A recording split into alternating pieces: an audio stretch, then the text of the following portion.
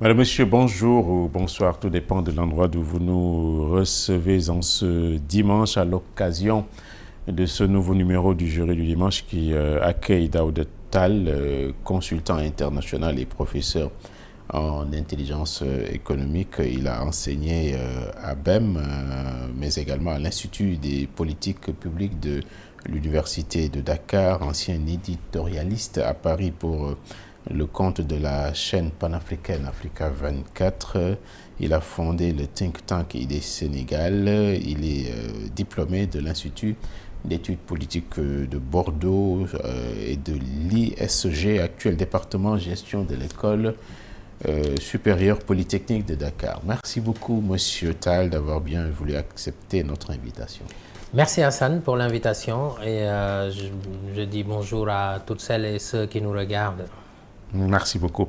Alors, sur quelle idée sur quoi avez-vous réfléchi concernant le Sénégal? Est-ce que le Sénégal dans lequel on vit en 2025 est le Sénégal de vos rêves un peu? Oui, alors, pour répondre à cette question, il faudrait faire une approche comparative parce qu'il est vrai que, vous l'avez rappelé, j'ai eu une expérience d'analyse des politiques publiques à Paris sur la chaîne Africa 24 en tant qu'éditorialiste.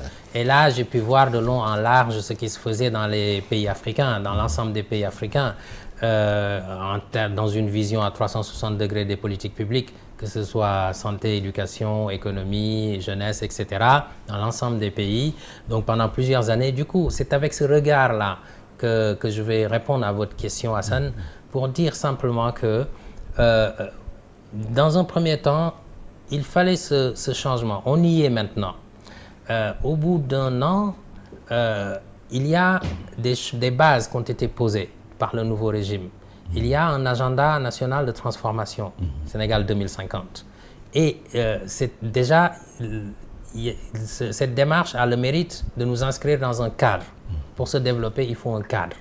Ce cadre, il est là, il a ses objectifs, déclinés avec une vision 2050, à horizon 2050, déclinés en plan quinquennaux. Je crois que chaque élément doit être précisé. Le premier plan quinquennal, pour moi, son objectif, c'est carrément faire en sorte de redresser le pays. Parce qu'il faut redresser le pays en termes de finances publiques, par exemple. On a vu que les finances publiques ont été mises à mal.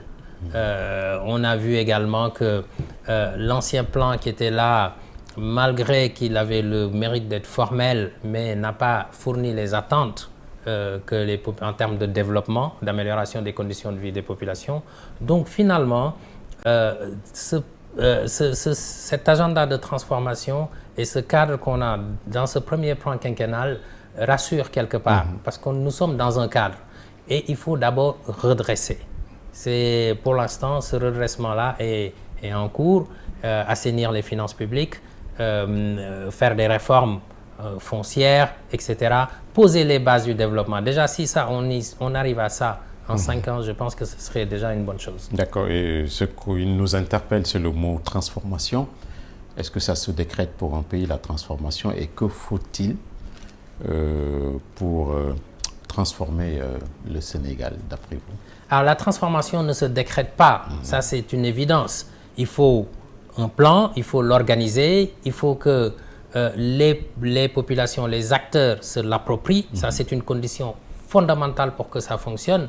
Alors, c'est pour ça que je disais tout à l'heure que la première étape, c'est le redressement. Il ne faut pas s'attendre à des miracles en 5 ans, parce que là, on risque d'être déçu.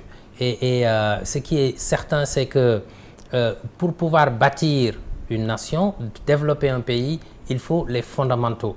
Les fondamentaux, vous allez trouver un pays dans un état, il faut le redresser. Ensuite, il y aura d'autres phases. Les autres phases, ce sera naturellement le fait de pouvoir, une fois qu'on a assaini l'environnement, il faut impulser le développement, c'est-à-dire bâtir les bases, les ingrédients entre guillemets, en termes de l'énergie, les infrastructures, etc. Et ensuite pouvoir maintenant s'inscrire dans un développement à plus long terme. Et je pense que c'est comme ça que ce plan-là, il a été présenté. Et je crois que la transformation, oui, elle ne se décrète pas. Ça va dépendre maintenant, surtout, et j'insiste surtout sur ce mot-là, de l'appropriation que les Sénégalais vont faire de cet agenda-là. Parfait. Donc, est-ce qu'il est simple de mettre en œuvre un référentiel comme celui-là, et quelles sont les conditions d'ailleurs de son succès? Oui, voilà, c'est pas facile de mettre en œuvre un référentiel. La première condition, comme je l'ai dit, c'est l'appropriation. Il faut faire en sorte que tous les Sénégalais se l'approprient, où qu'ils se trouvent, de quelque bord qu'ils se trouvent. C'est-à-dire ne jamais politiser cet agenda. Ça, c'est important. Parce que parce qu'en réalité, lorsque vous avez un plan, il faut le financer. Par exemple, le premier plan quinquennal sur 5 ans, 2024-2029, à la base, initialement, c'est un besoin de 18 500 milliards de mémoire. Et donc, ça va venir d'où cet argent? Pour vous donner un exemple concret. Même si l'État contribue dans son budget peut-être à un peu plus de 60%, grosso modo, le reste, qui va l'apporter? Ce sera en politique, en PPP, ce qu'on appelle les partenariats politiques privés, public-privé, et il va y avoir également le privé qui va participer à ça, à l'effort. Ce n'est pas l'État qui va transformer seul le pays, ce n'est pas l'État qui va financer seul. Voilà, donc ça va dépendre de ça, et les autres conditions, c'est vraiment de favoriser l'inclusion dans la chaîne de valeur qui fait la croissance économique, les Sénégalais qui soient inclus dedans. D'accord, il y a également, on parle de financement endogène. Oui. Est-ce que ça, c'est une formidable option? Oui, le financement endogène, c'est une formidable option, parce que qui veut un développement endogène doit l'asseoir sur un financement endogène dans la mesure du possible. C'est-à-dire, vous prenez un secteur comme, par exemple, l'agriculture. Les objectifs dans l'agenda de transformation Sénégal 2050, en termes d'agriculture, ce n'est pas l'État qui va aller ouvrir des champs, faire des champs, de l'agrobusiness, etc. Ce sera des privés qui vont venir s'inscrire dans ce cadre-là pour monter des business. Si vous prenez un secteur comme le tourisme, c'est la même chose. Ce n'est pas l'État qui va créer des agences de voyage, ce sera des privés. Mais il faut que ces privés-là, au maximum possible, soient des Sénégalais, mais qu'ils comprennent le plan qui est en cours, cet agenda, et qu'on leur facilite l'accès. Il n'y a que comme ça que ça peut marcher. D'accord, très bien. Vous avez parlé de... vous avez un peu alerté sur... en tout cas, il faut éloigner tout ça de la politique politicienne. Est-ce que vous voyez des indices ou des signes de politisation de ce référentiel? Bon, je crois que là, il faut faire la part des choses. Je pense que la démarche du gouvernement actuel est bonne jusqu'ici, dans la mesure où c'est une ouverture. Il y a eu un appel à tous les Sénégalais. Et déjà, c'est un régime qui a été bien élu, on va dire, 54% au premier tour. Ça, déjà, c'est un indice qui montre une certaine légitimité. Maintenant, cette légitimité, elle ne suffit pas. Il faudrait ouvrir, agrandir les perspectives. Et je pense que l'appel qui a été fait, c'est un appel qui est bon, dans le sens de venir participer, sans distinction de couleur politique, etc. Et quand je vois ceux qui sont à la tête du pays, bon, je parle de mon expérience personnelle. Donc, quand j'étais à Paris, Africa 24, et que j'étais sur plusieurs pays africains en termes d'analyse des politiques publiques, bon, certains cadres de PASTEF qui sont aujourd'hui des autorités du pays, ils m'avaient approché, j'avais eu à échanger avec eux. Qui, par exemple? Des suggestions, etc. Qui, par exemple? Bon, je ne voudrais pas peut-être dire... Personnalisé. Mais même le président de la République, on a eu un échange. L'actuel président de la République, à l'époque, il ne l'était pas. Il s'occupait des cadres de PASTEF. Je crois que c'était en 2018. Voilà.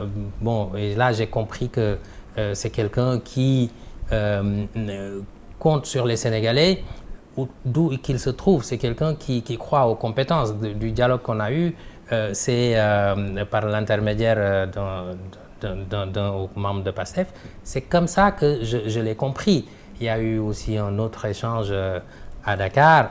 Et là aussi, j'ai complètement compris qu'il y avait une ouverture que peu importe si vous êtes un homme politique ou pas, si vous êtes compétent, la démarche qui est montrée ici, c'est d'appeler tous les gens qui sont compétents et de chercher l'expertise sénégalaise pour mettre en œuvre ce plan. Et je pense que ça, c'est une bonne idée. Donc, on verra maintenant les résultats. D'accord, c'est un plan, une vision à long terme. En 2050, c'est un quart de siècle, une génération. Est-ce que dans un pays où on a des besoins, des urgences quotidiennes, des besoins quotidiens, c'est une bonne chose que de parler de long terme? Oui, c'est une bonne chose de parler de long terme, parce qu'il faut inscrire l'action publique sur le long terme. Sinon, c'est du pilotage à vue. Et le pilotage à vue, c'est pas bon. Parce qu'en Afrique, on était habitué à faire de la lutte contre la pauvreté, des documents stratégiques de lutte contre la pauvreté. Là, c'était presque du pilotage à vue. Mais aujourd'hui, on fait des plans en Afrique à horizon long terme. Mais ça n'empêche que ces plans sont déclinés en sous-plans. Et je pense que l'important, c'est d'avancer progressivement. Par exemple, sur le plan actuel, la croissance, si la croissance augmente d'année en année, on peut espérer un développement sur le long terme, mais à condition que ce soit une croissance inclusive. Donc oui, il faut s'occuper de ce qui est urgent, il faut s'occuper du quotidien, il faut développer le pays dans les différents secteurs, mais tout ça doit être inscrit sur le long terme et avec aussi une certaine patience, parce que le développement ne se décrète pas. Ce n'est pas en 1 an, 2 ans qu'on va transformer un pays. Parfait. Et qu'est-ce que les populations peuvent en attendre, par exemple, de ce référentiel en termes d'impact plus tard? Alors, ce que les populations peuvent attendre de ce référentiel, c'est l'amélioration de leurs conditions de vie. C'est-à-dire que au niveau, par exemple, et ça c'est l'un des objectifs de cet agenda de transformation nationale, c'est d'être dans le top 100 de l'indice de développement humain, qui tient compte d'éléments au-delà du quantitatif, taux de croissance, etc., mais d'éléments qualitatifs, au-delà du niveau de vie, l'accès à la santé, l'accès à l'éducation, etc. Et je pense que ce que le Sénégal, la finalité de toute politique publique, c'est le développement humain. Donc, ce que le Sénégalais peut en attendre, c'est que sa santé s'améliore, c'est-à-dire l'accès aux soins, que l'éducation de ses enfants s'améliore, que les revenus s'améliorent, c'est-à-dire qu'il y ait plus accès à l'emploi, par exemple les jeunes, parce que la démographie est là, elle augmente. C'est également des infrastructures qui peuvent permettre de bâtir le pays. Mais il y a une condition, c'est-à-dire qu'il ne faut pas se focaliser simplement sur la croissance, des aspects quantitatifs. La croissance, si elle n'est pas inclusive, elle ne peut pas permettre le développement. Et pour moi, il y a 2 manières de rendre principalement une croissance inclusive. Soit les populations, les acteurs qui font la croissance économique, même si elle est de 7 ou 8 ou 10 à 2 chiffres, que ces acteurs-là soient des nationaux. C'est-à-dire que c'est une croissance qui n'est pas extravertie, mais qui est bâtie de l'intérieur. Ça, c'est une des façons de faire. L'autre manière, c'est une croissance extravertie, comme c'est le cas dans beaucoup de pays africains, mais que ce soit redistribué en termes de politique sociale. Donc, clairement, il ne faut pas se limiter à avoir juste une croissance à un bon chiffre, à un chiffre élevé, mais une croissance inclusive, faite de l'intérieur principalement. D'accord. Ce plan-ci n'est pas le premier. Il a été précédé par le PSE. Avant, il y en avait sûrement. Est-ce qu'à la fin, à l'heure du bilan, ces plans, généralement, donnent satisfaction ou bien c'est échec et mat? Bon, on a vu que le plan Sénégal émergent n'a pas donné satisfaction, ça c'est clair. Bien qu'à la base, c'était un plan qui donnait beaucoup d'espoir, parce que c'était une nouveauté de s'inscrire à un horizon lointain. Maintenant, il faut voir qu'il y a eu un problème d'appropriation, il y a eu un problème de bonne gouvernance etc. Donc il faudrait que ces problèmes-là soient réglés avec ce nouvel agenda. Que la transparence soit de mise, et je crois que l'assainissement des finances publiques, la bonne gouvernance, ce qui est en train d'être fait aujourd'hui, c'est bon signe. Maintenant, il faut voir aussi que toutes les compétences soient mobilisées et que cet agenda porte ses fruits de manière concrète. Il ne suffit pas d'avoir un plan, mais il faut bien le mettre en œuvre, le suivre, l'évaluer périodiquement. C'est ça qui permet d'avoir des résultats. D'accord, très bien. Vous êtes également expert en politique publique et vous ne vous entendez pas sur l'acception, sur ce qu'il faut mettre dans les politiques publiques. Qu'est-ce que c'est que les politiques publiques d'abord avant d'avancer? Bon, une politique publique, clairement, par exemple, vous prenez un secteur, c'est la volonté de l'État, la volonté exprimée de l'État au plus haut niveau. C'est ce qui est tracé dans un... Vous prenez le secteur de l'énergie, par exemple. La politique énergétique que j'enseigne d'ailleurs depuis quelques années, c'est le cap qui est fixé en matière d'accès à l'énergie, par exemple. Qu'est-ce qu'on veut faire, avec qui le faire, quelle partie prenante, pour quel objectif, à quel horizon temporel, pour soutenir quel autre secteur, etc. C'est ça une politique publique, grosso modo. Et on peut l'appliquer dans l'agriculture, en matière de santé, etc. Mais il ne faut pas s'y tromper. Ce n'est pas parce que vous êtes un spécialiste d'un domaine que vous êtes le mieux habilité à mettre en œuvre une politique publique. Par exemple, le médecin, il soigne bien, mais il n'est pas forcément très bon en tant que ministre de la Santé. Il peut être très bon en tant que médecin et pas forcément en tant que ministre de la Santé, parce que là, le ministère de la Santé met en œuvre une politique publique en matière de santé. C'est la volonté du chef de l'État, le cap qu'il dessine. Et ça, parce que la santé, par exemple, c'est lié à autre chose. On va parler de l'agriculture. Pour avoir la santé, il faut une bonne agriculture. Pour avoir la santé, il faut un bon environnement, etc. Donc tout ça, c'est à prendre en compte. Donc les politiques publiques, il faut les harmoniser, mais pas les prendre de manière séparée, de manière singulière. Cette harmonisation-là, c'est ça qui peut permettre le développement, mais pas chacun de son côté. Et pour finir, pour parler de médecins, je pense qu'on manque des médecins. Je pense qu'aujourd'hui, il faudrait aller dans le sens d'en avoir un peu plus, et ce serait bien pour l'accès aux soins pour les populations. D'accord. Quels sont les domaines ou les secteurs où les politiques publiques, les interventions publiques donnent le plus satisfaction actuellement? Bon, alors, je pense qu'on a fait beaucoup d'efforts en termes d'énergie, d'accès à l'énergie. Et ça, c'est très important. Parce que l'énergie, c'est la matière première du développement. Sans énergie, point de développement. C'est vraiment le secteur crucial qu'il faut surveiller. Et aussi, dans le nouvel agenda, c'est ça qui va être déterminant pour atteindre les objectifs. Sans énergie, pas d'industrie. Sans énergie, problème d'agriculture. Sans énergie, problème de transport, etc. La qualité de la vie sociale aussi peut être atteinte. Donc, il faut d'abord qu'on règle le problème énergétique. C'est ça qui va soutenir le développement. Et je pense que là, nous sommes dans le mix énergie. Il y a eu énormément d'efforts dans le solaire, dans l'éolien au Sénégal, etc. Il y a les nouvelles ressources, pétrole et gaz. Je crois qu'il y a également des choses à faire. Là-dessus, j'ai confiance que ce secteur-là pourra vraiment se développer à côté des autres secteurs, l'agriculture, etc. D'accord, donc ça va relativement bien pour l'énergie. Et quels sont les secteurs où les politiques publiques sont les plus... les politiques publiques sont défaillantes? Oui, alors, ça va plutôt bien pour l'énergie. Je relativise quand même parce qu'on a un déficit d'accès à l'énergie dans les villages, pour l'entrepreneuriat, etc. Il faudrait faire des efforts quand même. Maintenant, là où il faut mettre le curseur surtout, c'est en matière de santé, surtout. Une population malade ne peut pas porter un développement pérenne. C'est impossible. Et donc, l'accès aux soins au Sénégal est coûteux, problématique. Le nombre de médecins pour la population qu'on est ne suffit pas.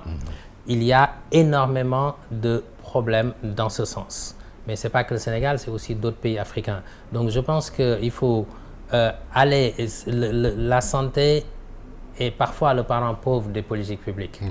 Et puis surtout, mais ce qui peut régler le problème, l'État ne peut pas tout faire, il faudrait favoriser l'entrepreneuriat dans tous les domaines, y compris dans les secteurs connexes à la santé. Parfait. Je rappelle que nous recevons Daouda Tall, qui est un expert des politiques publiques. En 2024, ça fait un peu plus d'1 an, lors de la présidentielle, les Sénégalais ont fait un choix, en fait, ont choisi un virage relativement radical en termes de choix. Pourquoi ils ont fait, avec le recul, les Sénégalais, pourquoi ils ont fait ce virage-là? Parce que ce virage était nécessaire, Hassan, il était crucial de le faire à ce moment-là. Nous étions quand même dans un pays, il faut le rappeler, où lorsque vous êtes méritant, vous ne savez pas à quel sein vous vouez quelque part. Si vous ne faites pas de la politique, tout est politisé. Il est vrai qu'il y a eu énormément de problèmes, d'où la reddition des comptes, de détournement, etc. Alors que il y avait à côté de ça les populations qui souffraient, qui avaient des problèmes d'accès à la santé, à l'éducation, la jeunesse. Tout était problématique. On avait l'impression qu'il y avait 2 Sénégal. Un Sénégal du bon côté, c'est-à-dire ceux qui ont le pouvoir, et un autre Sénégal secondaire, c'est-à-dire ceux qui ne sont pas dans la politique ou ceux qui ne connaissent pas un proche qui est dans le pouvoir. Et je pense que ce virage-là était nécessaire. Rien que pour cet aspect-là, on peut en évoquer d'autres, mais c'est clair que la démocratie également, la bonne gouvernance. Donc je pense qu'il y avait besoin de ce nouveau souffle-là. Et ça a été bien fait. Le Sénégal a montré sa maturité. Mais en plus, je pense que c'est une population qui est très alerte encore aujourd'hui et qui va bien surveiller ce qui va être fait. Mais ce qu'il faut souhaiter, c'est qu'elle ne soit pas simplement cette population spectatrice. Il faudrait qu'elle soit actrice. Il faudrait qu'elle soutienne le régime en place. Il faut les soutenir parce qu'il faut souhaiter le succès du régime en place. Parce que sans ça, on va retourner en arrière ou alors refaire ce qu'on a déjà fait. Mais il faut aussi que ce régime s'ouvre à l'ensemble des Sénégalais pour porter le développement. Justement, est-ce que ce régime a eu le discours pour décréter la mobilisation générale, pour que tout le monde s'implique un peu?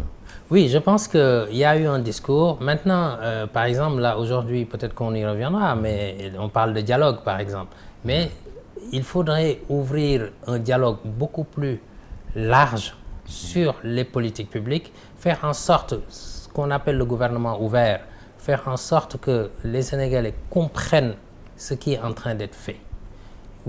Si vous allez dans la rue, vous interrogez un Sénégalais, vous lui dites c'est quoi l'agenda de transformation nationale, qui puisse au moins vous dire voilà, tel secteur est prioritaire, ou moi je suis dans tel domaine, je sais comment faire pour m'inclure dans la chaîne de valeur économique dans mon secteur déterminé. Donc il faudrait arriver, c'est ça la vraie mobilisation. La mobilisation, c'est pas comme ça se faisait avant, une mobilisation folklorique ou alors qui s'arrête aux hommes et aux femmes des leaders politiques. Non, ça doit être quelque chose de vraiment très large, mais aussi assez consistant en termes de pédagogie, parce que si quelque chose qu'on ne connaît pas, on ne peut pas se l'approprier.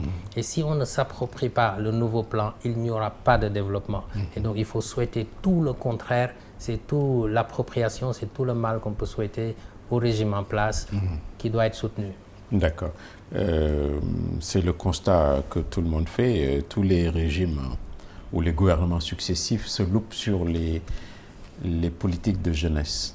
Est-ce que vous avez dans votre laboratoire d'idées assez réfléchies sur les problématiques de la jeunesse, cette jeunesse qui s'est mobilisée pour installer ce pouvoir et qui est encore visiblement dans l'expectative? Est-ce que vous réfléchissez sur les problématiques de la jeunesse? Oui, les problématiques de la jeunesse, j'ai même réfléchi à une échelle même plus large, continentale. Vous l'avez rappelé quand j'étais à Africa 24 comme éditorial sur les pays. Si je prends l'Afrique, on dit, ça évolue, mais en 2050, c'est dans 25 ans. Ouais. Un humain sur 4 pourrait être africain. Et ça, c'est la jeunesse. En 2100, 40% de la population mondiale pourrait être africaine, etc. Donc, il va y avoir plus de jeunes encore et encore. Et donc, je pense que la priorité, c'est vraiment d'investir dans la jeunesse. On parle d'emploi des jeunes. Mais pour régler le problème de l'emploi des jeunes, ça passera, et je le dis, je le répète encore une fois de plus, au Sénégal et ailleurs, par l'entrepreneuriat. L'État ne peut pas embaucher les jeunes, tout le monde, et le privé non plus. Regardez le privé national, on parle de panafricanisme, de patriotisme, etc. Mais si vous prenez les nationaux, moi j'enseigne parfois, ça m'arrive de demander aux étudiants, lorsque vous aurez votre diplôme, dans quel type d'entreprise vous voudrez travailler? Une multinationale, étrangère, ou une entreprise sénégalaise, si j'en cite quelques-uns parmi les champions. Mais je vous assure, la plupart me disent une multinationale, parce que dans leur imaginaire, c'est là-bas qu'on paye mieux, c'est là-bas que vous avez une meilleure protection sociale, etc., etc. Donc, il faudrait renverser cette tendance. Le vrai patriotisme économique, c'est renvoyer l'ascenseur aux jeunes, c'est-à-dire les employer, mais pas mais sur un plan formel, c'est-à-dire leur donner des contrats de travail respectables. Et je pense que le patriotisme économique, c'est surtout ça, c'est le fait de pouvoir renvoyer l'ascenseur et non pas juste de revendiquer une position contre l'étranger qui viendrait investir, parce que c'est important aussi que l'étranger vienne investir pour que le pays se développe. Ben, d'accord. Tout à l'heure, vous avez parlé de pétrole et de gaz. Est-ce qu'avec le pétrole et le gaz, les problèmes de la jeunesse pourraient être atténués ou bien c'est trop dire? Alors, tout dépend de ce que les autorités vont faire, parce que le pétrole et le gaz n'ont pas développé les pays africains, il faut être clair là-dessus. Et quand on regarde en termes d'emploi des jeunes, sur une plateforme pétrolière, par exemple, il y a combien d'emplois? Ce n'est pas ça qui est très important, c'est petit, c'est peu. C'est l'écosystème qui va créer des emplois pour les jeunes autour du pétrole et du gaz, mais pas le cœur de métier. Ce n'est pas le cœur de métier lui-même, les plateformes pétrolières, etc. Mais si on fait en sorte de réinvestir les recettes issues du pétrole et du gaz dans les autres secteurs, ça peut impulser le développement. C'est ça l'enjeu. Et puis faire en sorte de développer les secteurs connexes, que ce soit les assurances, que ce soit l'industrie, etc. Je pense que l'enjeu, il est là. Maintenant, le Sénégal a une chance dans ce domaine. Parce que j'ai pu observer le Gabon, le Nigeria ou d'autres pays où l'essentiel, si vous prenez le Nigeria par exemple, jusqu'à presque environ 75-80% des recettes d'exportation, c'est issu des hydrocarbures. Le Gabon aussi, c'est un taux assez important de mémoire. Bien sûr, donc ça veut dire que ces pays n'exportent rien d'autre quasiment que des hydrocarbures, pétrole, gaz, pétrole essentiellement. Mais le Sénégal a la chance à la base d'avoir une économie diversifiée. On a des services, on a du tourisme, on a du commerce, on a quelques ressources naturelles autres, on a des services, etc. Et je pense qu'il faut maintenir cette diversification-là, mais prendre les recettes issues du pétrole et du gaz pour les réinvestir, pour développer d'autres secteurs, l'agriculture, etc. Mais si on se focalise, tout le monde va vers le secteur pétrolier et gazier, c'est l'échec assuré, comme d'autres pays qui en ont beaucoup de pétrole, du gaz, mais qui peinent à se développer. D'accord, donc l'un des pièges à éviter, c'est le manque de diversification. De l'économie. Il faut également de la transparence. Il faut également, oui. C'est important, oui. La transparence dans ce secteur. Oui. Vous voyez, enfin, est-ce que vous sentez ou voyez qu'il y a assez de transparence? Bon, c'est nouveau, hein, cette exploitation. Mais il y a des outils qui sont déjà en place. Si vous prenez par exemple la loi sur la répartition des recettes, il y a un fonds intergénérationnel qui est logé au fonds 6. Donc au plus 90%, c'est le budget, va dans le budget pour financer les autres secteurs. Il y a au moins il y a 10% qui va être logé au fonds 6 pour alimenter le fonds intergénérationnel, un certain pourcentage. Et je pense que là-dessus, c'est une certaine transparence qui est là. Maintenant, qu'est-ce qu'on va faire de ce fonds intergénérationnel qui va investir dans des projets à l'étranger? Dans quel type de projet? Est-ce que ce sera des projets rentables, etc. Donc, c'est quand même important de regarder dans ce sens. C'est important aussi de voir les recettes issues des hydrocarbures, une fois intégrées dans le budget de l'État, où est-ce qu'elles vont aller ces recettes? Est-ce qu'elles vont aller dans des secteurs prioritaires ou est-ce qu'elles vont servir à payer de la dette? Parce que le ratio dette-PIB est important. parce qu'il y a des pays qui ont des recettes de pétrole, mais qui les utilisent pour, grosso modo, payer la dette. Donc, et pas investir dans la santé, dans l'éducation, etc. Donc, c'est cette transparence-là qu'il faut avoir, retracer la chaîne des recettes issues des hydrocarbures et bien informer les Sénégalais. C'est ça qui va leur donner confiance. D'accord, très bien. Il y a quand même une belle image qui a été montrée cette semaine avec les deux chefs d'État sénégalais et mauritaniens. Les deux pays qui se partagent les revenus et les gains tirés du gaz. C'est une belle image pour l'Afrique, vous qui étudiez souvent les questions africaines. Parce que d'habitude, ce qu'on voyait, c'est que dès qu'il y a une richesse ou une ressource quelque part proche de deux pays, là, les gens se disputaient, etc. Là, ce n'est pas le cas. C'est un bel exemple qui a été donné. Il faudra insister sur ces choses-là, les synergies, la prospérité partagée. C'est important pour le continent. Oui, c'est important, Hassan. Et je pense que nous sommes dans un monde avec des grands ensembles. Que le Sénégal et la Mauritanie s'associent de cette manière-là pour peser dans ce secteur dans le monde, c'est important. Maintenant, il faut souhaiter que cette alliance entre pays frères perdure. Il faut vraiment chérir ce partenariat et faire en sorte parce que les enjeux sont très importants. Donc, je pense que cette visite des deux présidents ensemble va dans ce sens.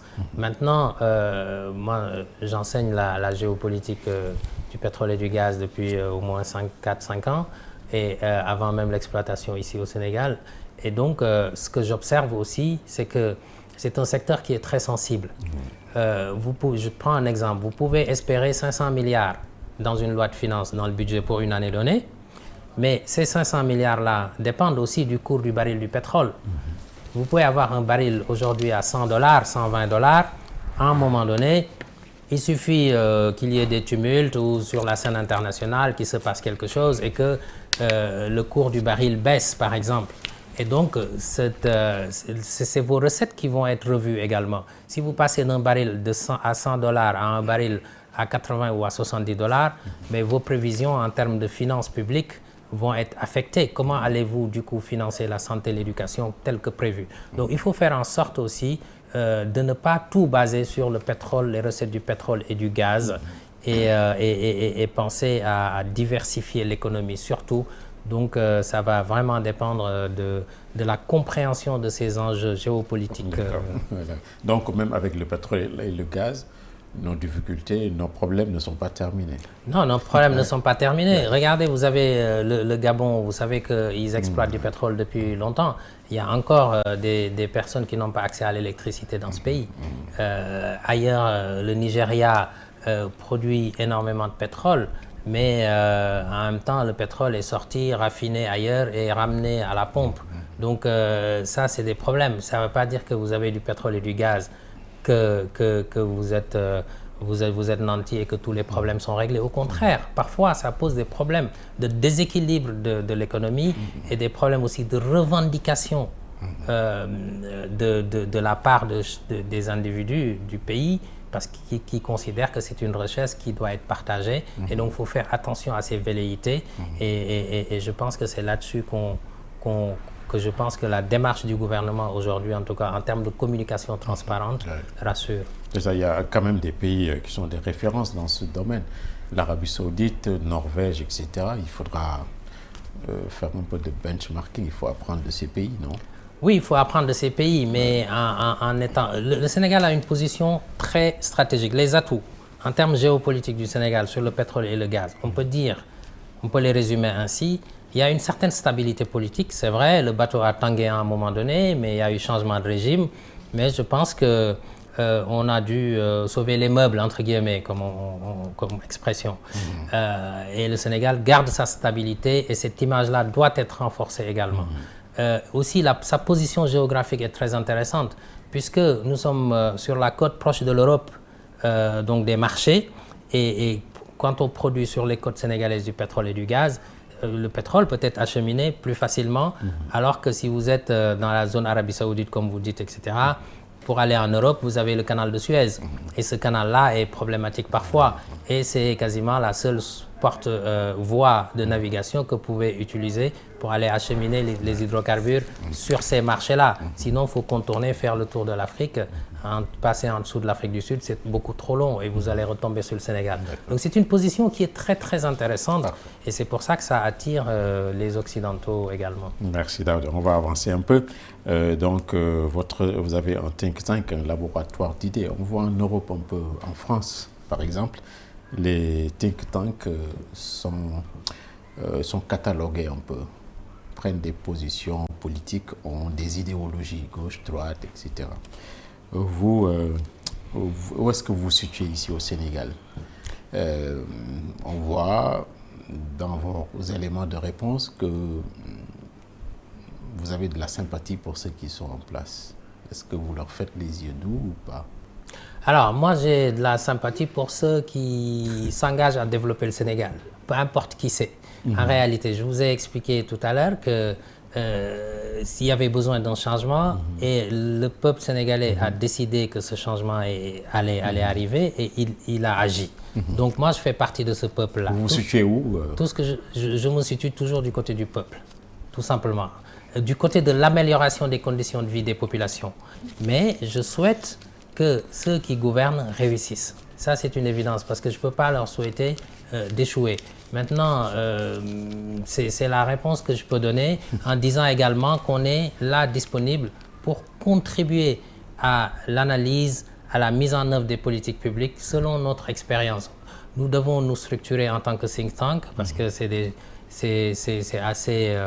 pas très développé dans nos pays. Et d'ailleurs, pour vous soutenir, vous faites c'est pas très évident, mais en tous les cas, à chaque fois qu'on peut émettre des idées sur le débat public, on le fera et on est là pour contribuer à l'amélioration des conditions de vie des populations.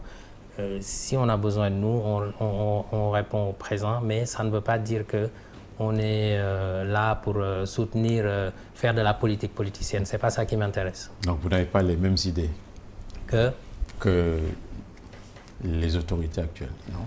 Non, on se retrouve sur les idées du développement. On se retrouve sur ce qui peut permettre au pays de se développer en termes de politique publique, santé, éducation, etc. On se retrouve sur le fait de fixer un cap, l'agenda national de transformation. Mais on n'a pas encore de résultat. Moi, je me livre pas les mains, les pieds liés. Non. Donc, j'attends aussi de voir comment ça se déroule. Et s'il faut, si la mauvaise direction est prise, on sera là pour dire qu'on pense que la bonne direction n'est pas prise, tout simplement. Très bien. Il y a des questions d'actualité également. D'abord, on commence par le dialogue qui va s'ouvrir la semaine qui vient. Est-ce que le contexte, est-ce que tous les ingrédients sont réunis pour que ce dialogue aboutisse à quelque chose? Est-ce qu'il sera d'ailleurs inclusif? Parce que certains, notamment le parti au pouvoir sortant, a décliné. Est-ce que le contexte s'y prête pour un dialogue national et politique? Alors, est-ce que le contexte s'y prête? Je pense qu'il faut... il faut dialoguer tout le temps. Ouais. Le dialogue, on ne doit pas arrêter le dialogue. Bon, maintenant, comme je vous l'ai dit tout à l'heure, moi j'aurais vu le dialogue comme étant quelque chose de beaucoup plus large qui implique les politiques publiques, les différents secteurs, de sorte que même les entrepreneurs, tous ceux qui participent au développement du pays puissent participer. Parce qu'en fait, le sens de la politique, c'est quoi? Le sens de la politique publique, c'est l'amélioration des conditions de vie des populations. Donc le système politique en lui-même, il doit être adapté pour permettre le développement.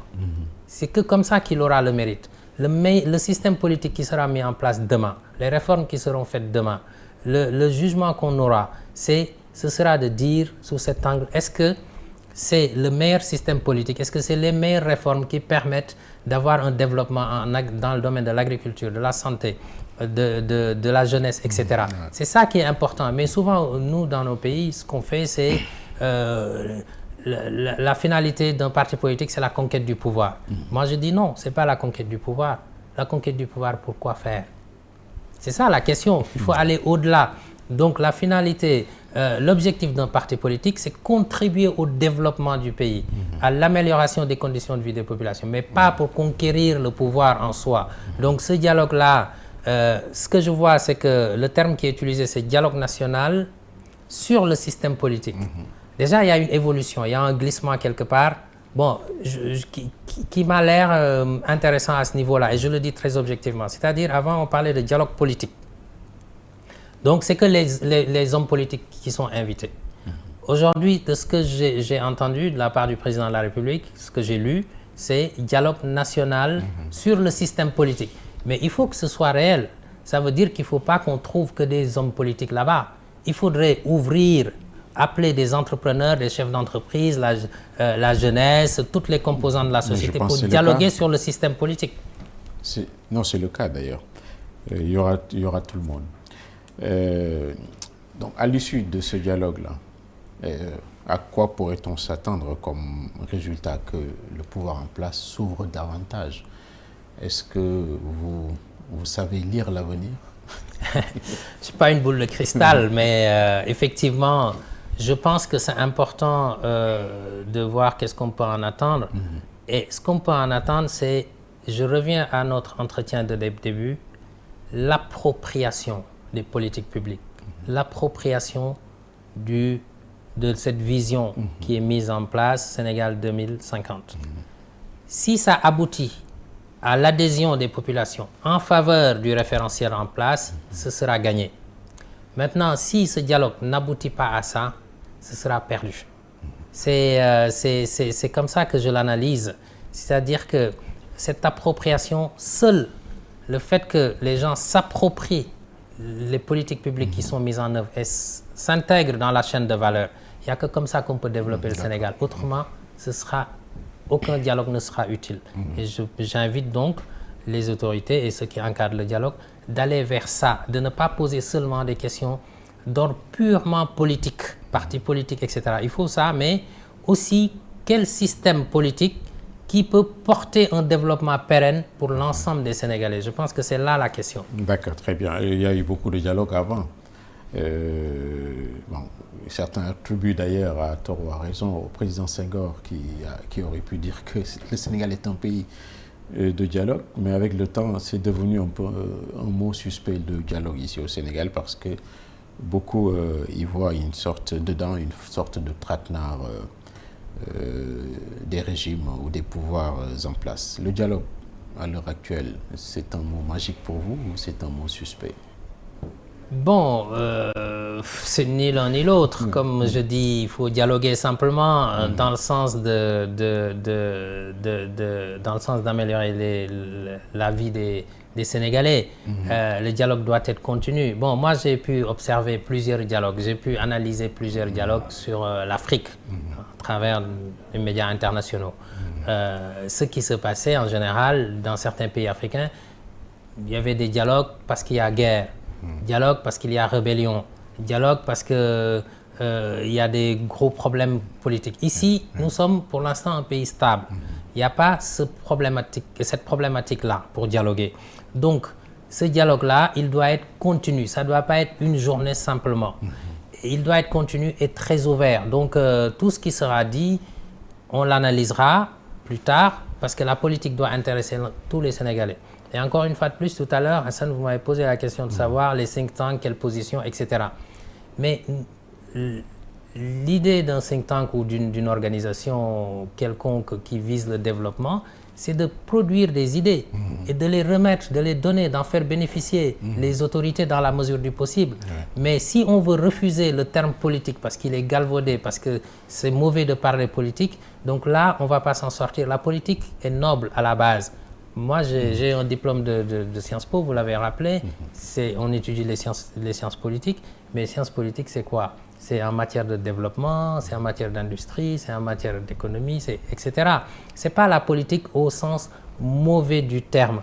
Par exemple, moi, j'ai une organisation que j'ai lancée rapidement, locale, à Diourbel, où je suis né. Il y a un moment, on a fait des visites médicales dans un certain nombre de contrées. J'ai pu appuyer par mes réseaux l'hôpital il y a quelques années à l'époque. Mais ça, c'est du développement. Mais ça, c'est aussi des actions que les politiques publiques doivent prendre en compte. Donc le citoyen, il est à la base même politique, dans le sens politique publique. Très bien. Donc le dialogue en temps de paix, on peut juger ça comme étant une sorte d'ouverture quand même, une capacité d'écoute de la part de ceux qui sont en place quand même. On peut l'analyser comme ça. Il y a également d'autres actualités. Il y a d'anciens ministres de la République qui ont maille à partir avec la justice, qui sont passés, qui ont été mis en accusation, etc. Est-ce que ça vous interpelle qu'aujourd'hui, d'anciens ministres de la République qui avaient été désignés pour contribuer au bien-être collectif, qu'ils voient aujourd'hui leur nom mêlé à de la corruption, association de malfaiteurs, extorsion de fonds, etc., etc., tout ce qu'il y a de plus vil sur cette terre. Est-ce que ça vous interpelle? Bon, je crois que oui, ça m'interpelle parce que la transparence, elle doit être de mise tout le temps. Lorsqu'on vous donne des deniers publics, on vote un budget, on met sous votre responsabilité pour améliorer l'existant, la vie des Sénégalais. Je pense qu'on doit rendre compte de ce qu'on a fait. Et donc ça me paraît très très important de faire la reddition des comptes. Maintenant, il faut que ça se fasse avec justice. Et d'ailleurs, la reddition des comptes ne doit même pas s'arrêter aux seuls aspects financiers. C'est-à-dire, aujourd'hui, on vote un budget pour un ministre, par exemple, ou un DG quelque part, et il va justifier comptablement tout ce qu'il a fait et le quitus lui est donné, et c'est bon, il peut partir. Non, on doit aller vers l'évaluation même des politiques publiques, c'est-à-dire ce que cette autorité a fait. Au-delà du fait qu'il l'ait fait avec transparence, ça, on ne doit même pas négocier là-dessus. Mais est-ce que même les choix qui ont été faits, la manière de mettre en œuvre les projets, est-ce qu'elle a été efficace? Est-ce que les résultats attendus en termes d'impact sur les populations ont été au rendez-vous? Je pense que l'évaluation, la reddition des comptes doit aller jusque-là. Est-ce que vous saisissez ce que je veux dire là-dessus? C'est-à-dire, ce n'est pas seulement, il y a 1 milliard, vous avez justifié 1 milliard, c'est bon. Là, c'est un peu facile de s'arrêter à ça. On doit aller même vers l'évaluation même des politiques publiques qui ont été confiées. Est-ce que ça a été efficace, mis en œuvre comme il se devait, avec les bonnes personnes? Ça évite la politisation ou le népotisme ou le clientélisme politique dans les structures de l'État. Est-ce qu'on a mis en œuvre de manière efficace avec les impacts attendus? Je pense qu'on doit aller vers ça. Et l'Assemblée nationale a un rôle majeur dans l'évaluation des politiques publiques qu'elle doit jouer. D'accord. Donc, d'anciens ministres écroués, mis en prison, est-ce que ça abîme l'image de la personne en tant que telle ou ça écorne l'image globalement du Sénégal? Bon, je crois que pas globalement du Sénégal, parce que le Sénégal tient son rang encore, même si il a été quelque peu abîmé par ce qui s'est passé récemment, les crises qu'on a vécues. Mais je crois que les gens savent faire la part des choses. Ce n'est pas parce qu'un ministre est supposé impliqué dans quelque chose, je dis ça parce qu'il est présumé innocent, qu'on va peindre en noir, entre guillemets, l'ensemble des Sénégalais ou le pays lui-même. Je crois que non, pas l'image du pays de manière globale. Au contraire, c'est peut-être dire que c'est un pays qui demande des comptes, qui va vers la transparence. Et je pense que ça, c'est important pour les partenaires qu'on a depuis l'étranger ou certains investisseurs, tant que ça se fait dans la justice. C'est ça qui est important. Pas dans le parti pris, mais dans la justice. Là, ça peut être très positif et un bon signal, à la fois pour les agences de notation, parce qu'il y a des critères. Je l'avais dit tout à l'heure, j'enseigne le management des risques, je parle des risques pays, et c'est là qu'on retrouve la notation d'un pays, et la transparence, la bonne gouvernance, c'est un des critères pour évaluer un pays en termes d'attractivité des investissements. Parfait. Il y a un ancien ministre également qui est sous bracelet électronique. Le bracelet électronique, c'est un objet, c'est une humiliation ça, non? D'après vous? Bon, ça, je crois qu'on, non, je crois qu'on doit pas, qu'on doit humilier aucun être humain. Personne ne doit être humilié parce que nous sommes tous des êtres humains à qui on doit dignité. Donc, bon, maintenant que la justice se fasse, ça, il faut laisser la justice faire son travail. Mais ce qu'il faut s'assurer, c'est que la justice soit non seulement indépendante, mais impartiale. Parce que souvent, on parle d'indépendance de la justice, en tant que pouvoir indépendant, par exemple. Parce qu'ils ont leur fonctionnement, les juges sont indépendants, etc.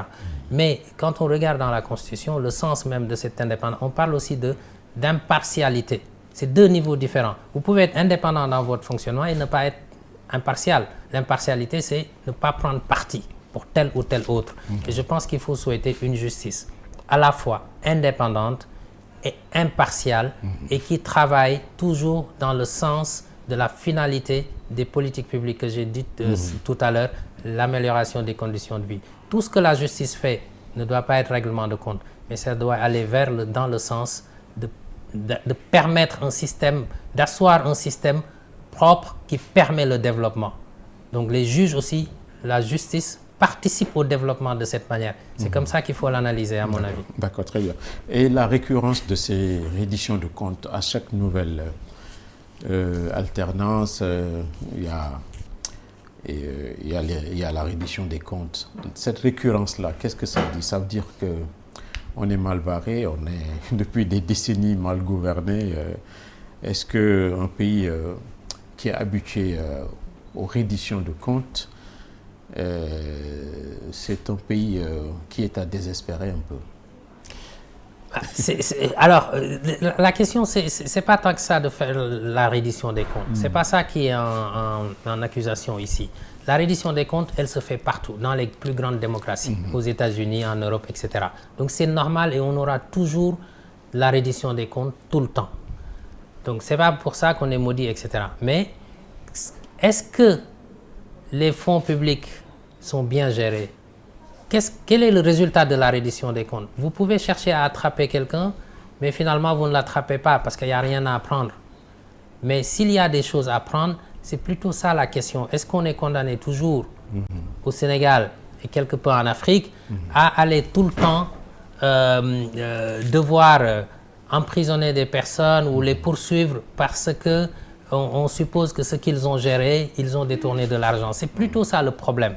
Il faut vraiment qu'on arrive à ne plus avoir ce débat-là, à faire la reddition des comptes et que chacun rentre chez lui parce que les comptes sont faits et les comptes sont bien faits, mais dans le sens du développement du pays.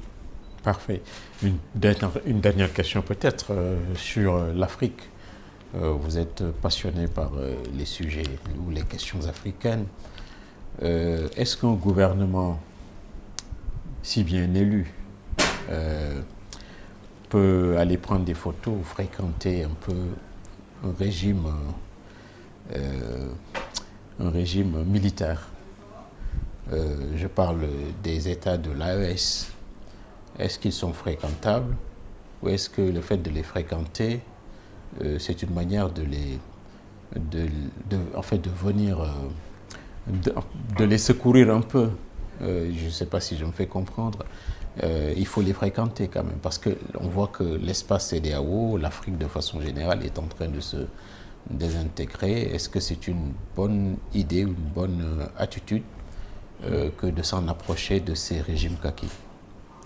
Oui, alors, c'est une très bonne question parce que au niveau, le développement ne peut pas se faire de manière individuelle. Le Sénégal tout seul, il n'est pas très gros. Il faut considérer les grands ensembles, régionaux d'abord, et ensuite au niveau continental. Donc on ne peut pas exclure ces pays-là, ne plus leur parler, ne plus dialoguer avec eux parce que simplement c'est des régimes militaires.